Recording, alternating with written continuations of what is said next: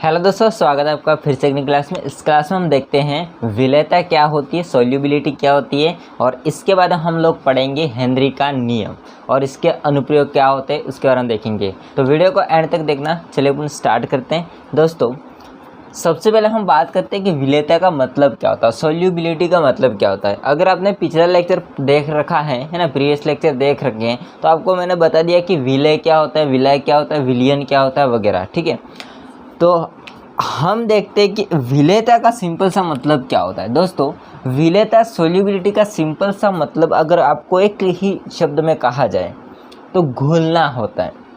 किसी चीज़ का किसी चीज़ के अंदर घोलना, जैसे कि पानी के अंदर शक्कर का घोलना, तो वो उसके अंदर विलेय है, घुलनशील है। ठीक है, तो वो शक्कर होती है, उसकी क्या कहलाती है, विलेयता कहलाती है। ठीक है, जैसे कि हम समझते हैं, एग्जाम्पल लेकर के आपको समझ में आ जाएगा। हम यहाँ पर मान लेते हैं विलायक है हमारे पास में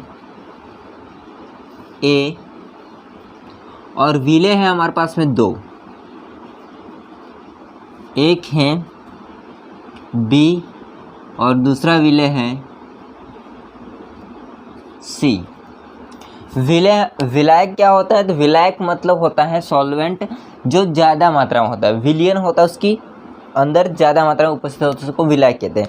विलेय क्या होते हैं, तो विलेय का मतलब होता है विलियन के अंदर कम मात्रा में उपस्थित। ठीक है, अगर हम एक बीकर लेते हैं, इस बीकर में विलायक हमने उसके अंदर डाल रखा है A, दोनों के अंदर दो बीकर लेंगे।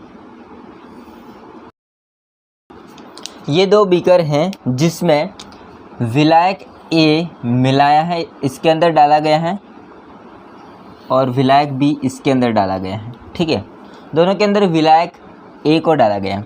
अब विलायक A है, उसमें विलेय हम लोग डालते हैं B और इसमें विलायक A में विलेय डालते हैं C।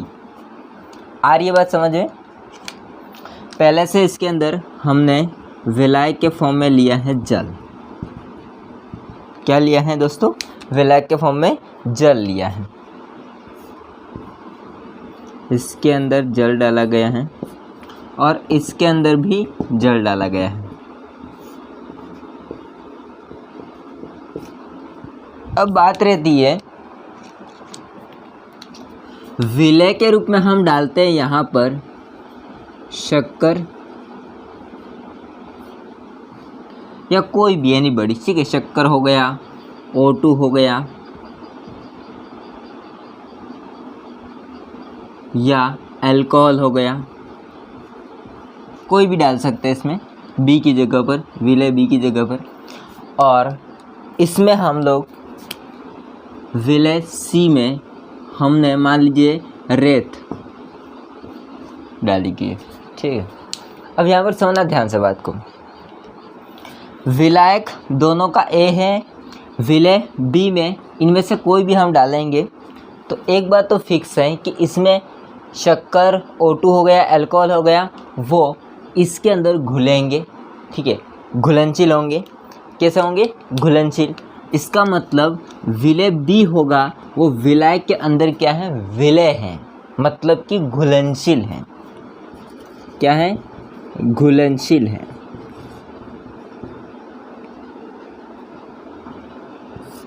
और विलेय C है, वो विलायक के अंदर घुलनशील नहीं है, तो उसे हम क्या कहेंगे, अघुलनशील।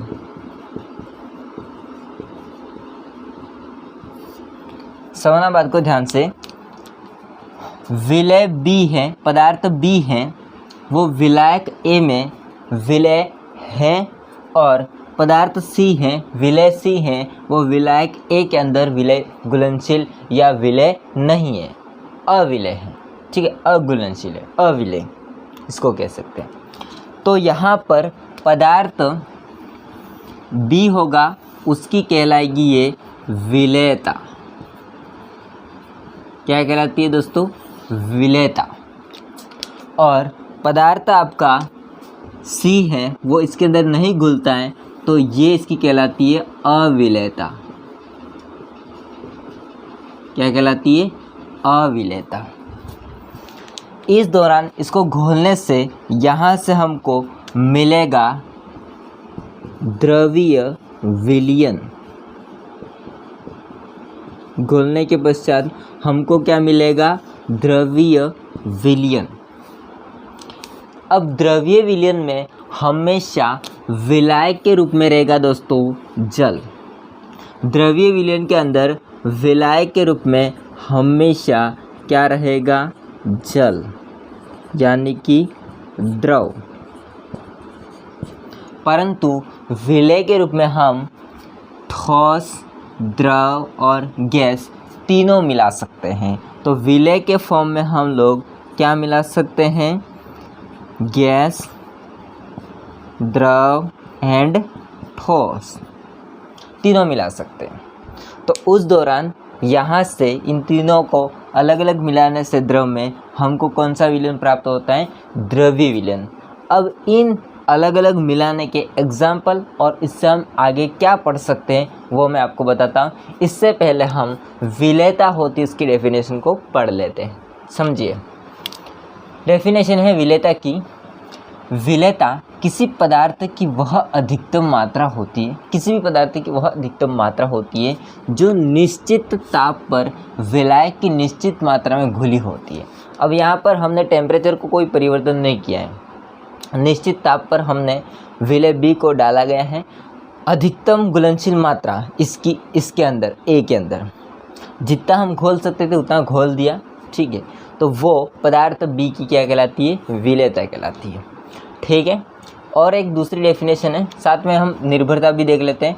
यह विलय एवं विलायक की प्रकृति, जो आपका विलय होगा और विलायक होगा उसकी प्रकृति तथा ताप एवं दाब पर निर्भर करती है। यानी कि विलेयता होती है वो विलय और विलायक होते इसकी प्रकृति, साथ में ताप दाब पर निर्भर करती है। दूसरी डेफिनेशन हो जाएगी, एक निश्चित ताप पर 100 ग्राम विलायक में ठोस ग्राम में अधिकतम घुलनशील मात्रा को हम क्या कहते हैं? ठोस की विलेयता। एक निश्चित ताप पर 100 ग्राम का विलायक लिया है, उसके अंदर विलय होगा, उसकी अधिकतम घुलनशील मात्रा वो भी ग्राम में, तो उसे हम क्या कहते हैं? विलेयता। उस ठोस की विलेयता कहलाती है। अब इसके आगे हम देखते हैं। अब जो द्रवीय विलयन होते हैं वो 3 प्रकार से बन सकते हैं। पहला देखिए, या तो हम द्रव के अंदर गैस को मिला दें तो द्रवीय विलयन बन सकता है। सेकंड, या हम द्रव में द्रव मिला दें। और तीसरा लास्ट, द्रव में यदि हम ठोस को मिला दें तो ये द्रवीय विलयन बन सकता है, ठीक है। तो द्रवीय विलयन लिक्विड सॉल्यूशन होते हैं वो 3 तरह से हो सकते हैं। देखो, जिसमें द्रव और द्रव हमेशा विलायक होगा और गैस, द्रव, ठोस ये हो जाएगा विलय, ठीक बात है। अब दोस्तों इसका उदाहरण हम देखते हैं। तो इसका उदाहरण हो जाएगा द्रव के अंदर गैस, तो हो जाएगा सोडा वाटर, शिकंजी, ठीक है। जिसमें क्या होता है? H2O के अंदर CO2 गैस घोली होती है। इसका उदाहरण देखते हैं। इसका तो सिंपल सा उदाहरण है, जल होगा, उसके अंदर अगर अल्कोहल मिला दे तो हो जाएगा। इसका उदाहरण हो जाएगा, जल के अंदर यदि हम लोग नमक NaCl को घोल दें या शक्कर को घोल दें तो ये इसका एग्जाम्पल हो जाएगा, ठीक बात है दोस्तों। इसके बारे में एक आगे जाके हम नियम पढ़ेंगे जो कि होगा आज पढ़ना इस क्लास में, हेनरी का नियम। किसका नियम पढ़ना है? हेनरी का नियम। इसके अंदर जो हम नियम पढ़ेंगे वो पढ़ेंगे राउल्ट का नियम।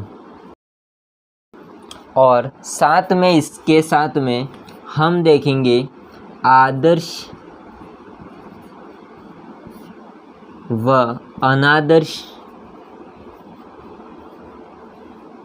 विलयन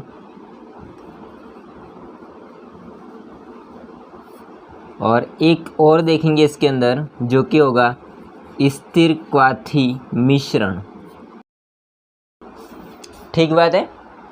द्रव द्रव इसके अंदर हम देखेंगे द्रव्य विलयन के अंदर राउल्ट का नियम, आदर्श अनादर्श विलयन एंड साथ में स्थिर क्वाथी मिश्रण। और दोस्तों इसके अंदर हम लोग पढ़ेंगे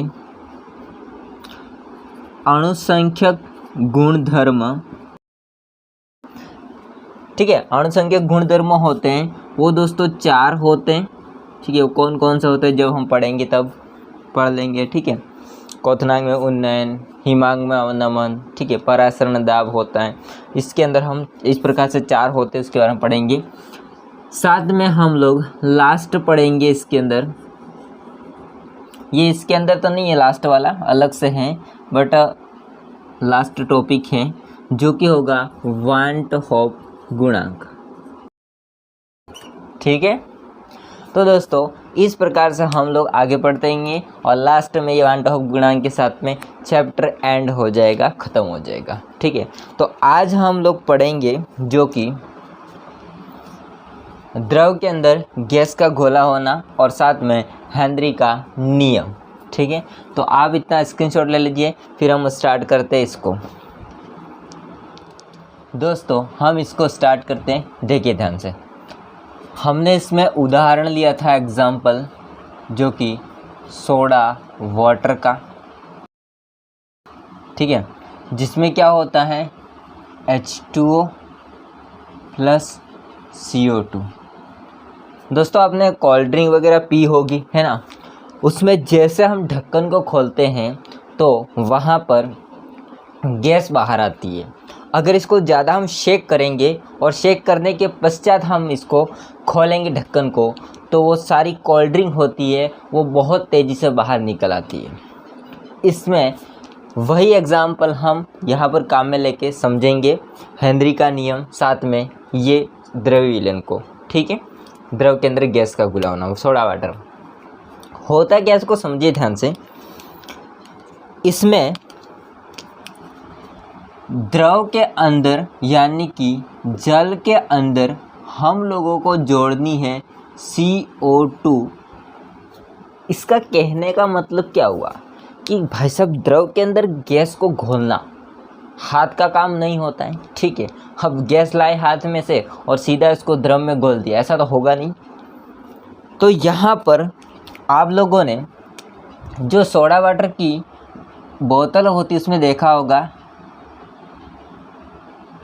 कि जैसे इसको खोलेंगे तो प्रेशर के साथ में जो गैस होती है वो बाहर निकल आती है। ये हमने इसको बोतल को बना दिया है, जैसे ऐसी बोतल समझ लेना। ऊपर ढक्कन है भाई, ठीक है, ऊपर ढक्कन ढका हुआ है। इसके अंदर कोल्ड ड्रिंक है, द्रव है, मीठा पानी, और इसके अंदर क्या घुली हुई है, कार्बन डाइऑक्साइड यानी कि गैस। ठीक है, लेकिन अगर मैं आपको कहूँगा तो ये जो गैस होती है वो उच्च दाब के साथ में भरी जाती है, उच्च दाब के साथ भरी जाती है। ठीक है, मशीन में आपको यहाँ पर स्क्रीनशॉट लगा रहा हूँ, समझिए ध्यान से। होता है क्या इसमें, जो मीठा पानी होता है बोतल में, उसके अंदर CO2 घोलना है तो एक मशीन होती है, उस मशीन में इस बोतलों को लगाया जाता है।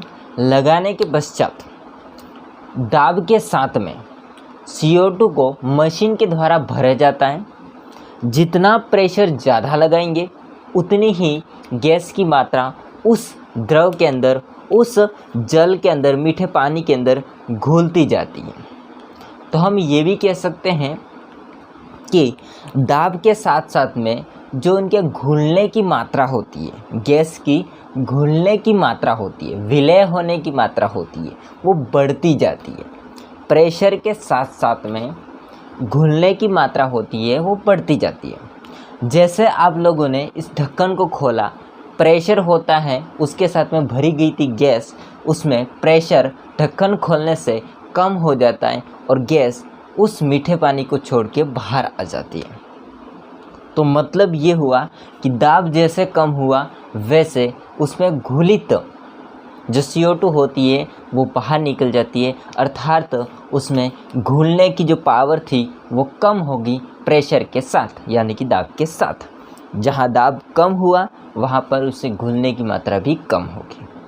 तो डायरेक्टली अगर देखा जाए तो जो उसके अंदर घुलने की क्षमता होती है, घुलने की गैस की जो मात्रा होती है घुलने की, वो किस पे डिपेंड कर रही है? उसके दाब पर। तो दाब के कैसे डिपेंड कर रही है? समानुपाती। कैसे? जैसे हम दाब बढ़ाएंगे वैसे उसमें घुलने की मात्रा बढ़ेगी। आपको मैं थोड़ा सा एग्जांपल लेके समझाता हूँ, देखिए ध्यान से। यहाँ पर छोटा सा एग्जांपल लेता हूँ। मान लीजिए ये पात्र है बीकर जैसा,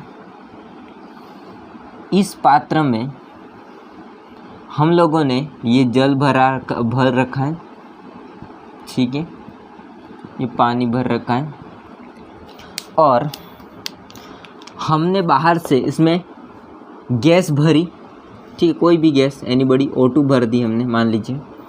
तो यहाँ पर हम लोग एक पिस्टन लगा देते हैं और उस पिस्टन होता है वो बोतल में इस प्रकार से लगा हुआ है कि बोतल से गैस भी बाहर नहीं निकल सकती है।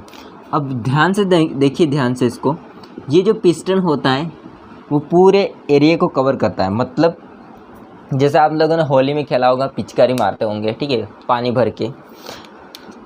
तो यहाँ पर गैस होती है वो कुछ इस प्रकार से है ऊपर, समझना बात को ध्यान से, मजा आएगा।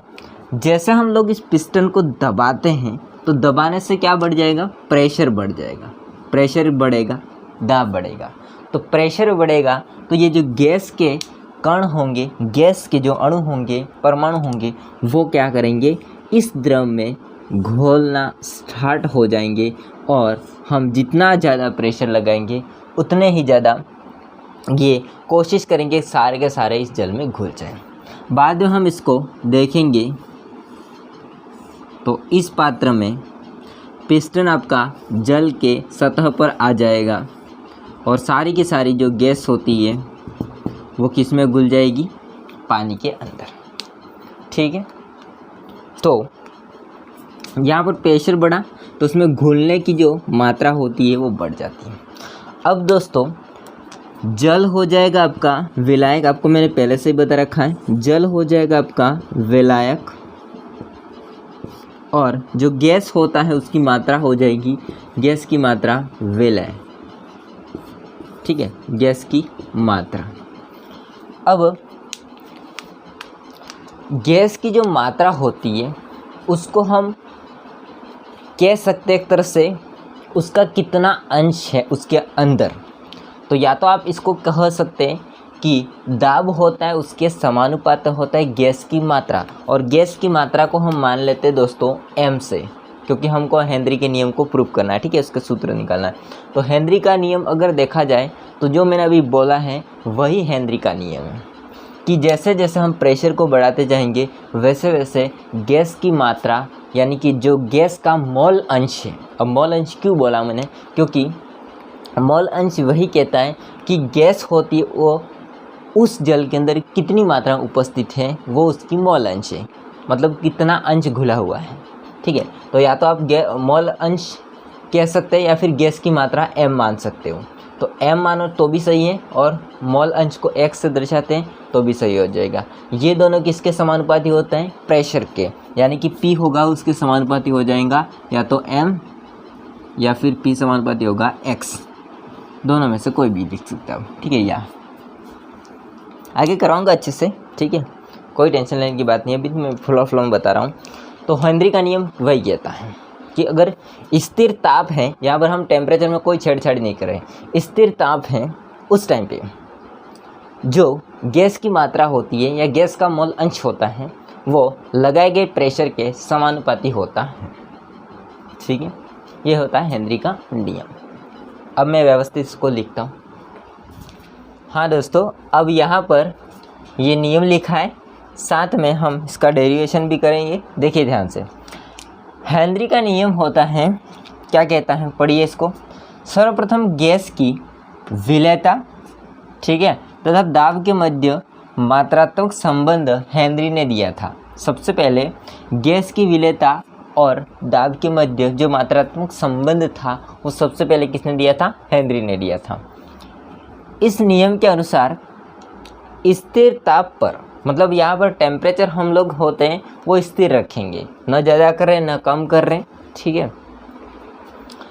स्थिर ताप पर किसी विलायक के इकाई आयतन में, विलायक के इकाई आयतन में, एकांक आयतन में, ठीक है, जगह में किसी गैस की घुली हुई मात्रा यानी कि m, गैस की घुली हुई मात्रा यानी कि m, इसको मैं यहाँ पर लिख रहा हूँ, ठीक है, उस द्रव की सतह पर साम्य अवस्था में, उस द्रव की सतह पर साम्य अवस्था में उस गैस के द्वारा लगाए गए दाब यानी कि P उसके समानुपाती होता है। दोस्तों, साम्य अवस्था का मतलब होता है कि बराबर, ठीक है, स्थिर। ओके, तो P होगा, दाब होगा, वो गैस में, गैस की मात्रा यानी कि जो द्रव के अंदर घुली हुई गैस की मात्रा होती है उसके समानुपाती होते हैं। जब इसको हम खोलेंगे आगे तो यहाँ से हमको एक स्थिरांक मिलेगा, P बराबर हो जाएगा KH.m। KH दोस्तों क्या होता है? तो KH होगा, उसको हम बोलेंगे हेनरी स्थिरांक, ठीक है। मैं यहाँ पर लिख देता हूँ सभी के बारे में। P क्या है? तो P है दाब, साम्य अवस्था पर गैस का दाब। इसके बाद में M क्या है? गैस की मात्रा, और KH क्या है? हेनरी स्थिरांक, ठीक है, हेनरी स्थिरांक। और दोस्तों यही सूत्र होता है हेनरी नियम का। ओके, अब हम आगे समझते हैं इसको। देखिए, यदि विलयन में हम गैस के मोल अंश को उसकी विलेयता माने, जैसे हम लोगों ने यहाँ पर गैस की मात्रा मानी थी, घुली हुई मात्रा मानी थी, गैस की मात्रा m माना था। मैंने आपको डबल बताया था ना, दो, या तो आप m मान सकते हैं गैस की मात्रा घुली हुई, या फिर आप इसको मोल अंश से भी दर्शा सकते हो, क्योंकि घुली हुई मात्रा वो क्या बताती है? मोल अंश को बताती है, मोल फ्रैक्शन, मोल भिन्न, ठीक है। तो गैस की मात्रा को मोल अंश उसकी विलेयता माने, ठीक है, उसकी विलेयता को मोल अंश माने गैस की मात्रा को, तो फिर वहाँ पर डेफिनेशन कुछ इस प्रकार से होगी, किसी गैस का वाष्प अवस्था में आंशिक दाब यानी कि P, ठीक है, आंशिक दाब P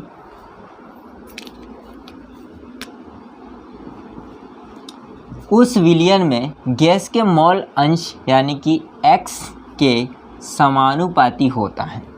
P होगा वो X के समानुपाती, कोई फर्क नहीं है ज़्यादा।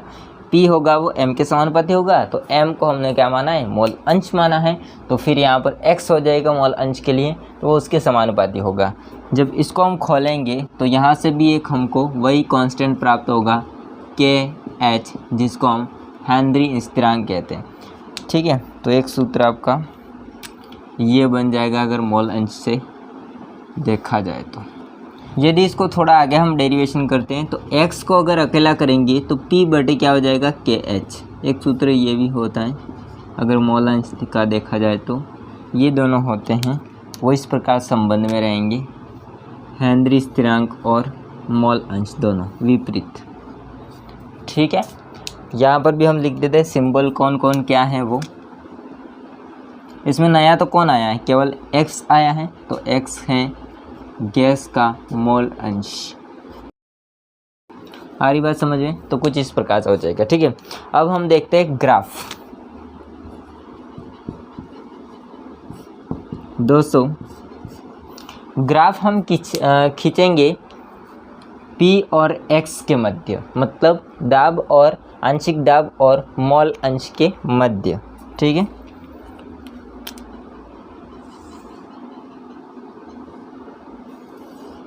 ये कौन सा अक्ष है? X, ये कौन सा अक्ष है? Y।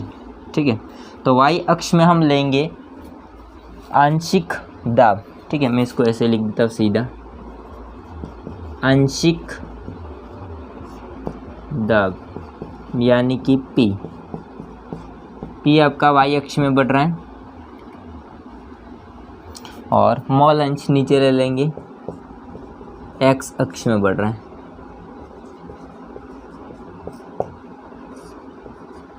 X। ठीक है दोस्तों, जब भी हम लोग समानुपाती में ग्राफ को खींचते हैं तो हमको ग्राफ दोनों बढ़ने से, मतलब आंशिक दाब बढ़ने से मोल अंश भी बढ़ता है, तो ग्राफ होता है वो कुछ इस प्रकार से प्राप्त होता है। ठीक है, मतलब हमको बढ़ते हुए दोनों साथ साथ में बढ़ते हैं, तो ग्राफ होता है वो आपको थोड़ा सा सीधी लाइन में प्राप्त होगा, यानी कि कुछ इस टाइप से। ठीक है, ये इन दोनों का ग्राफ हो जाएगा। बहुत ही सिंपल सा लॉजिक है। हेनरी का नियम होता है वो ये कहता है कि भाई साहब, हमको गैस को घोलना है द्रव के अंदर, तो हमको प्रेशर लगाना पड़ेगा, दाब लगाना पड़ेगा। जब हम टेम्परेचर में कोई परिवर्तन नहीं करेंगे, स्थिर रखेंगे टेम्परेचर, उस टाइम पे दाब होगा वो जितना ज़्यादा बढ़ाएंगे उतनी गैस ज़्यादा घुलती जाएगी, उसकी मात्रा घुलती जाएगी।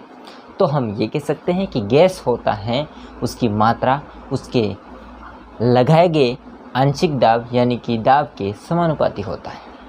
यदि हम गैस की मात्रा को मोल अंश माने तो फिर वही बात होगी कि आंशिक दाब मोल अंश के समानुपाती होगी। दोनों समानुपाती का ग्राफ होता है वो सीधी लाइन प्राप्त होती है, और दोनों डेरिवेशन ये हो जाएगी। आप चाहे तो इसको एग्ज़ाम में ये भी कर सकते हैं, चाहे तो आप इसको ऐसे भी कर सकते हैं। ठीक है, ये और में है। ठीक है, तो आप इतना स्क्रीनशॉट ले लीजिए। हम आगे पढ़ते हैं हेनरी नियम के अनुप्रयोग। अनुप्रयोग का मतलब होता है कि इस नियम से हम और चीज़ क्या समझ सकते हैं। ठीक है, हाँ दोस्तों, अब हम लोग देखते हैं हेनरी नियम की सीमाएं। एक्चुअली सीमा किताब के अंदर नहीं दे रखी है, बट मैं बता देता हूँ, ज़्यादा नहीं है, 3 ही सीमाएं, और साथ में इसके अनुप्रयोग एप्लीकेशन। ठीक है, तो दोस्तों सबसे पहले हम बात कर लेते हैं सीमाएं। किसी भी नियम होता है उसमें कुछ न कुछ सीमाएं रह जाती है, कमियां रह जाती है। इस आधार पर हेनरी नियम होता है उसके भी 3 सीमाएं हो जाएगी। फर्स्ट सीमा ये है कि हेनरी का जो नियम होगा वो तनु विलयन पर लागू होता है, सांद्र विलयन पर लागू नहीं होता है। ठीक है, तनु मतलब पतला विलयन, सांद्र मतलब गाढ़ा विलयन। ठीक है, तो तनु विलयन पर लागू होता है। साथ में निम्न दाब व उच्च ताप पर कार्य करता है। अब आप लोग कहोगे कि इसमें उच्च दाब होना चाहिए, नहीं, ये बात की गई है आदर्श अवस्था के लिए। ये जो निम्न दाब और उच्च ताप पर कार्य करता है, तो वो किसके लिए की गई बात है? आदर्श अवस्था के लिए। ठीक है, तो आदर्श अवस्था के लिए निम्न दाब और उच्च ताप पर कार्य करता है हेनरी का नियम। इसके बाद में तीसरा जो कमी है या सीमा है वो ये है कि उन गैसों पर लागू होता है जो विलायक से क्रिया नहीं करते हैं। हेनरी का नियम होता है वो उन गैसों पर लागू होता है जो विलायक से क्रिया नहीं करते हैं, ऐसे भी गैसों पर लागू होता है। तो ये भी एक इसकी सीमाएं हो जाती है, कमी हो जाती है। ठीक है, अब हम बात करते हैं अनुप्रयोग। दोस्तों पहला जो मैंने आपको एग्जांपल लेकर बताया था वही इसका अनुप्रयोग है। अनुप्रयोग का मतलब होता है कि इस हेनरी के नियम से हम और क्या चीज़ें समझ सकते हैं। ठीक है, तो इसमें पहला अनुप्रयोग है सोडा जल तथा शीतल पेयों में CO2 की विलेयता बढ़ाने के लिए बोतलों को अधिक दाब पर बंद किया जाता है। जो कोल्ड ड्रिंक होते हैं, शिकंजी होते हैं, सोडा होते हैं, ठीक है, ठंडा होता है, उसमें क्या किया जाता है? CO2 होता है, उसकी अधिक विलेयता बढ़ाने के लिए, यानी कि इसको अधिक घोलने के लिए उच्च दाब पर इसको बंद किया जाता है। जब इस ढक्कन को खोलेंगे तो बुदबुदाहट के साथ में CO2 होते बाहर आती है। ठीक है, अब दोस्तों सेकंड है। सेकंड होता है, मैं एक बार समझा देता हूँ क्या होता है। देखिए, समुद्र होते हैं उसमें गोताखोर होते हैं वो अंदर जाते हैं, ठीक है। समुद्र के अंदर जाते हैं गोताखोर, तो गोताखोर होते हैं उसके ऊपर समुद्र होता है यानी कि पानी होता है, वो दाब लगाता है। जैसे जैसे अंदर जाते जाएंगे वैसे वैसे दाब बढ़ता जाएगा पानी का। जैसा आपने कुओं में तैरा होगा और जैसे अंदर जाते होंगे तो ऊपर से प्रेशर बढ़ता है पानी का। अब जब प्रेशर बढ़ेगा तो फिर गोताखोर होते हैं वो टैंक ले जाते हैं सांस लेने के लिए, ठीक है। उन गैस के अंदर उन टैंक के अंदर गैसें भरी होती है, नाइट्रोजन, ऑक्सीजन। वो गैसें रुधिर होता है जो कि द्रवावस्था में होता है, और हेनरी का नियम भी वही कहता है कि जैसे दाब बढ़ता जाएगा वैसे गैसें घुलती जाएगी, तो रुधिर में घुलना स्टार्ट करेगी। जैसे जैसे अंदर जाएंगे वैसे वैसे दाब बढ़ता जाएगा। एंड जो टैंक होते हैं गोताखोर उनमें ऑक्सीजन और नाइट्रोजन होती है, वो गैस होती है, वो ब्लड में घुलती जाएंगी, तब दिक्कत नहीं आती है। दिक्कत कब आती है समझिए ध्यान से, जब वो गोताखोर वापस समुद्र के सतह पर आते हैं यानी कि बाहर आते हैं, तब क्या होगा, दाब होता है वो कम हो जाएगा। अब जब दाब कम हो जाएगा तो ब्लड में जो घुली हुई ऑक्सीजन और नाइट्रोजन होती है वो क्या करेंगी, दाब कम होने से हेनरी का नियम उल्टा काम करेगा। दाब कम, वहाँ पर गैस की मात्रा भी कम हो जाएगी, तो ब्लड के अंदर जो ऑक्सीजन और नाइट्रोजन घुली होती है वो क्या करेंगे, बाहर निकलना स्टार्ट हो जाएगी। अब देखा जाए तो उनको फेफड़ों के माध्यम से, ठीक है, उससे बाहर निकलना चाहिए, लेकिन एकदम से अगर वो बाहर आ जाता है, एकदम से दाब कम हो जाता है, तो जहाँ जहाँ पर जगह पर ऑक्सीजन और नाइट्रोजन होती है और नाइट्रोजन बुलबुले के रूप में बाहर आ जाती है, और जो गोताखोर होते हैं उनका शरीर होता है वो लहूलुहान हो सकता है, और उसमें बहुत इसकी पीड़ादायक होती है, जानलेवा हो सकती है, ठीक है। चिकित्सीय कंडीशन हो सकती है, मेडिकल कंडीशन हो सकती है, ठीक है, तो दवाई अभी दी जाती है, तो बहुत बुरा हाल हो जाता है। तो उस जो मेडिकल कंडीशन होती है उसको हम क्या कहते हैं, बैंड्स कहा जाता है, ठीक है, इनको बैंड्स कहते हैं। तो अब क्या होगा, बाद में फिर उनको ये जो हो रहा है, ठीक है, उससे बचने के लिए, कम करने के लिए उनमें क्या करते हैं, नाइट्रोजन और ऑक्सीजन के अलावा एक कम घुलनशील हीलियम गैस भी भर देते हैं साथ में। उनकी टैंक होते हैं, गोताखोरों की टैंकों में क्या भरे जाते हैं, नाइट्रोजन ऑक्सीजन के साथ साथ में हीलियम भी भरे जाते हैं, ठीक है। तो ऑक्सीजन और नाइट्रोजन होते हैं, उनको तनु करने के लिए हम किसका प्रयोग करेंगे, हीलियम गैस का प्रयोग करेंगे। अब इसको पढ़ते हैं हम लोग, देखिए ध्यान से। गहरे समुद्र में सांस लेते हुए गोताखोरों को अधिक दाब पर गैसों की अधिक घुलनशीलता का सामना करना पड़ता है। अधिक बाहरी दाब पानी का, ठीक है, के कारण से श्वास के साथ ली गई वायुमंडलीय गैसें की विलेयता रुधिर में अधिक हो जाती है। जब गोताखोर बाहर की ओर आते हैं, इसने क्या कहा कि उसको सांस लेना पड़ता है, जैसे जैसे अंदर जाते जाएंगे बाहरी दाब बढ़ जाएगा, जिसमें वायुमंडल जो गैस है, जो नाइट्रोजन ऑक्सीजन होती है लगे सिलेंडर में, उनकी विलेयता होती है वो रुधिर में अधिक हो जाती है। फिर वो जैसे बाहर आते हैं तो बाहरी दाब होता है धीरे धीरे कम होने लगता है, पानी का जो प्रेशर होता है वो कम हो जाता है, एंड इस कारण से घुली हुई गैसें बाहर निकलती है। रुधिर में घुली हुई गैसें होती है वो बाहर निकलती है, और जिससे रुधिर में नाइट्रोजन के बुलबुले बन जाते हैं। रुधिर होती है इसमें नाइट्रोजन के बुलबुले के रूप में बाहर आ जाती है, ठीक है। ये केशिका में अवरोध उत्पन्न करती है। अब जो नसें होती है वो फट जाती है, ठीक है। केशिकाओं में क्या हो जाते हैं, अवरोध उत्पन्न, छोटी छोटी केशिका होती है उनमें क्या होता है, अवरोध उत्पन्न हो जाता है, यानी कि फट जाती है, लहूलुहान हो जाता है। अवरोध उत्पन्न करते हैं और एक चिकित्सीय अवस्था उत्पन्न कर देते हैं, यानी कि मेडिकल कंडीशन और दवाई वगैरह दी जाती है, उससे हम क्या कहते हैं, बैंड्स कहते हैं। यह अत्यधिक पीड़ादायक और जानलेवा हो सकती है। अत्यधिक पीड़ादायक, बहुत दर्दनाक होती है, एंड साथ में जानलेवा, अगर जान भी जा सकती है ना, ज़्यादा हो जाए तो। इससे बचने के लिए गोताखोरों के टैंकों में हीलियम तनु की गई वायु को भरी जाती है।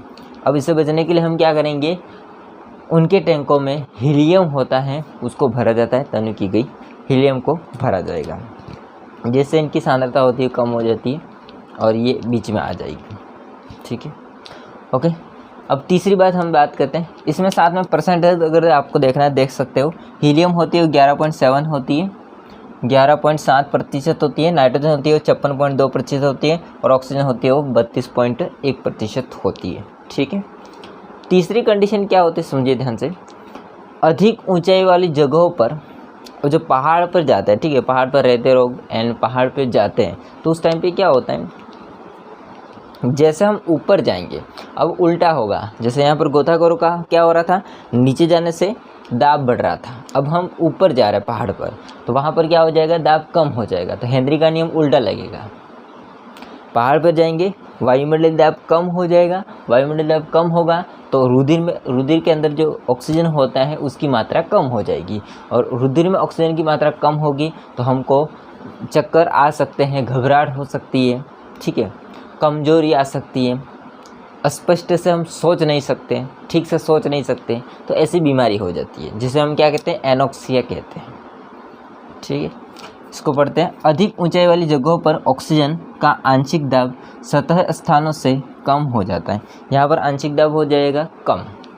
ठीक है, अतः उन जगहों पर रहने वाले लोगों के रुधिर में एवं ऊतकों में ऑक्सीजन की कमी हो जाती है। वहाँ पर रहने वाले जो लोग होंगे, ठीक है, आरोहक होंगे, उनके अंदर क्या हो जाएगा, ऑक्सीजन की कमी हो जाएगी, और इस कारण से वह कमज़ोर और स्पष्ट से सोच नहीं सकते हैं, और उस लक्षण को, उस बीमारी को, उस रोग को हम क्या कहते हैं, एनोक्सिया कहते हैं।